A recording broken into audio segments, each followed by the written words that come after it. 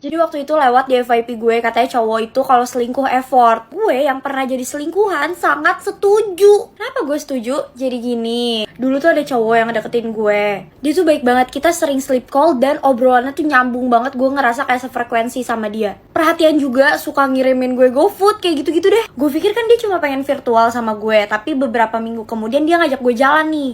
Nah setelah dari situ dia lumayan sering ngajak gue jalan, rutin malah, padahal hitungannya rumahnya lumayan jauh dari gue. Makin baik, makin perhatian, pokoknya makin deh, kayak gue yakin banget nih orang bakal nembak gue secepatnya. Tapi ternyata dia gak nembak-nembak gitu, kayak udah mau 2 bulanan, 3 bulanan. Nah pada suatu hari nyokap dia tuh ulang tahun, terus dia ngucapin di SG. Gak tau, pokoknya gue kepo banget sama tuh ibu-ibu dan akhirnya gue stalking. Nah terus gue liat dong snapgram dia hari itu. Awalnya kayak ucapan HBD aja dari temen-temennya. Sampai akhirnya ada snapgram yang bikin gue tahu anjing nih cowok punya cewek. Jadi itu cowok sama pacarnya kayak ngasih kue ke itu ibu-ibu. Dan ibu-ibu itu repost dengan caption, "Terima kasih calon mantu."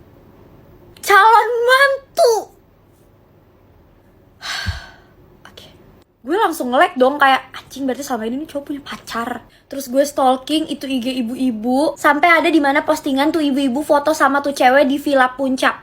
Dan waktu itu pas cowok gue izin ke Villa Puncak itu, dia sleep call sama gue malamnya, padahal tuh cewek ikut ke Villa Puncak. Gue gak habis pikir. Oke, jadi ini lanjutannya ya guys. Cerita kalau gue baru sadar cowok yang deket sama gue kurang lebih 3 bulan ternyata udah punya cewek gara-gara IG ibu-ibu. Lo jangan pikir gue deket sama dia kurang lebih 3 bulan terus gue gak cari tahu. Oh tidak, gue udah nge-stalking dia sampai ke akar-akarnya tapi emang gak nemu apa-apa. Itu cowok bener-bener clear, IG-nya isinya cuma foto dia sama foto mobilnya. Bahkan gak ada tekan fotonya. Tiap gue jalan sama dia juga gue selalu ngecek mobilnya kira-kira ada barang cewek atau enggak. Sampai gue udah nge-stalking Facebooknya yang isinya cuma foto-foto zaman dia masih pakai SLR. Emang gak nemu apa-apa, dia main sebersih itu. Yang waktu dia izin ke Villa Puncak sama keluarganya, itu kan ceweknya ikut dan seharian sama dia. Tapi bisa-bisanya kita chatan seharian dan sleep call malamnya tanpa gue curiga. Tapi akhirnya gue sadar kalau gue tuh teleponan sama dia emang di atas jam 12 malam terus. Kalau masih terang sampai jam 10-an itu kita cuma chatan. Jadi gue sadar kalau gue itu adalah sip malam. Sedangkan dia sama ceweknya itu sip terang. Emang kurang ajar tuh laki. Terus akhirnya gue marah banget, gue meledak-meledak pas tahu gue dijadiin selingkuhan. Gue langsung cabut aja, gue udah gak mau tahu. Tapi dia masih mohon-mohon minta maaf sama gue dan bilang udah gak ada urusan lagi sama pacarnya. Gue percaya, terus gue kasih kesempatan kedua.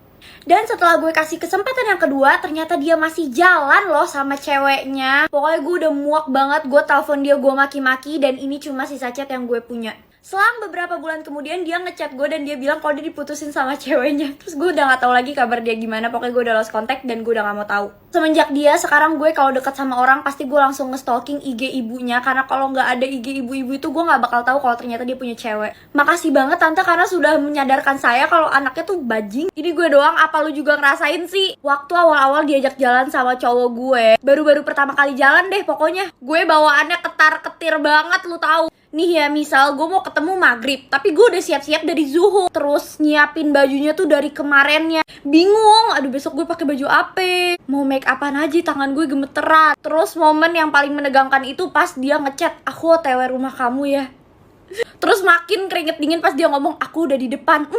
Padahal mah anjir perginya juga cuma bentar. Tapi paniknya berhari-hari. Sampai keringet dingin tuh gue bayangin. Nih gue cerita sampai masker gue udah kering. BTW ini tuh masker peel off. Nah dipakainya tuh enak banget, bener-bener dingin. Dan pas di peel offnya tuh gampang, effortless say, gak sakit sama sekali. Dan dia itu minim residu, jadi dibersihin pakai toner aja cukup. Setelahnya itu kulit bener-bener jadi kayak pantat bayi, halus, lembut, kenyal. Menurut gue ini bagus banget kalau kalian mau pakai sebelum beraktivitas. Soalnya nyegerin banget dan bikin glowing. Pasti udah pada tahu ini masker peel offnya siapa. Bener banget bestie, ini watermelon peel off masknya Noera yang pastinya udah Bepom. Udah deh, gak usah pakai ragu maju mundur, langsung check out aja, ini bagus banget. Emang aku selalu salah di mata kamu. Pokoknya kamu doang yang paling bener, aku selalu salah. Ucap cowok manipulatif, been playing victim yang gak pernah mau disalahin. Padahal udah jelas-jelas salah, tapi selalu cari kesalahan kita supaya jadinya kita yang salah, terus kita yang minta maaf. Kalau udah kalah debat terus kitanya gak mau minta maaf sama dia, lihat aja, bentar lagi dia ngelakuin yang namanya silent treatment. Udah jelas-jelas salah tapi gak mau disalahin. Kagak ada niat minta maaf, malah nyalahin kita. Jujur itu red flag banget sih. Kok ada orang di dunia ini yang gak mau disalahin, gak mau terima saran yang membangun buat diri dia sendiri, malah playing victim si double. Bisa gak sih tuh orang yang bentukannya kayak begitu dihilangin aja, dimusnahin dari dunia ini? Meresahkan anjrit. Masker gue juga meresahkan nih sumpah.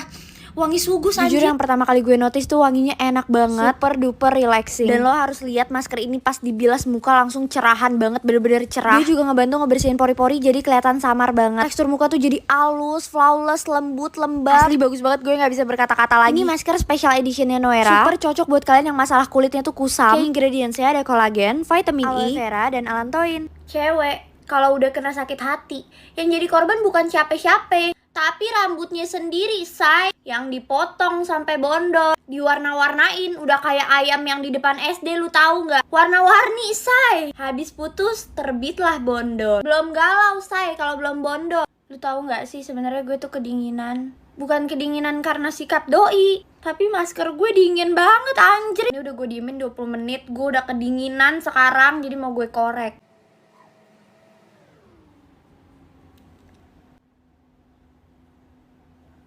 Kulit gue nih anjrit, lagi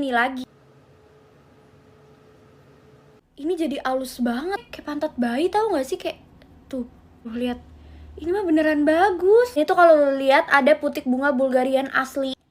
Ini gue udah bilas, lo lihat muka gue tuh cerahannya beneran cerah. Ini lembab banget juga, terus kenyal. Itu tuh karena ada hyaluronic acidnya guys, terus ada vitamin C nya juga. Dan ini before after pemakaian gue, lo lihat tanggal 6 Februari muka gue kayak gitu, ada beruntusan dan kemerahan. Dan yang ini sekarang nih tanggal 13 Februari. Gila, sebelum gue diserang, ini produknya. Ini worth it banget buat lo coba, apalagi kalau kulit lo sama kayak gue masalahnya beruntusan dan kemerahan. Gue nih, tiap sambil maskeran, ada aja yang digibahin. Yang nonton juga ada aja. Gibahin cowok nih paling enak.